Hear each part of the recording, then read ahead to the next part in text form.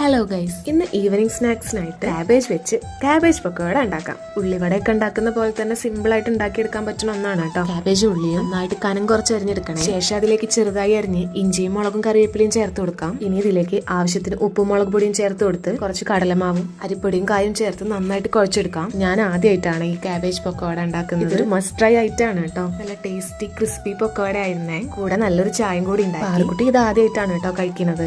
അവൾക്ക് എന്തായാലും നന്നായിട്ട് ഇഷ്ടപ്പെട്ടിട്ടുണ്ട്. അങ്ങനെ കഥയൊക്കെ പറഞ്ഞ് ഞാനും പാറക്കുട്ടിയും ചായയും കടിയൊക്കെ കഴിച്ചിട്ടോ. ശേഷം ഞങ്ങളൊന്ന് മുറ്റത്തേക്ക് ഇറങ്ങിയതാണ്. അപ്പോഴേക്കും വീടായിട്ടുണ്ടായിരുന്നേ. ഇതാണ് കേട്ടോ ഞങ്ങളെ സ്മോക്കി. അച്ഛനെ കണ്ട സന്തോഷാണ് കേട്ടോ ഈ കാണിക്കുന്നത്. അപ്പോഴേക്കും പാറക്കുട്ടിയുടെ അച്ഛൻ വന്നിട്ടുണ്ടായിരുന്നു കേട്ടോ. അങ്ങനെ ഞങ്ങൾ 3 പേരും കൂടി നടക്കാൻ ഇറങ്ങിയതാണേ. നടന്ന് ഞങ്ങൾ അടുത്തുള്ള കടയിലെത്തിയിട്ടുണ്ടേ. അവിടെ എത്തി എന്റെ കണ്ണ് ആദ്യം തന്നെ പോയത് ഈ ഇരിക്കണ കോവക്കയിലേക്കാണ്. അങ്ങനെ കയ്യോടെ കോവക്കയും വാങ്ങി വേറെയും കുറച്ച് പച്ചക്കറികളും സാധനങ്ങളൊക്കെ വാങ്ങി ഞങ്ങൾ അവിടെ നിന്ന് തിരിച്ചു കേട്ടോ. അപ്പൊ ഇത്രയൊക്കെ ഉള്ളൂ ഗൈസ്. വീഡിയോ ഇഷ്ടമായിട്ടുണ്ടെങ്കിൽ ഒന്ന് സപ്പോർട്ട് ചെയ്യണേ. ബൈ.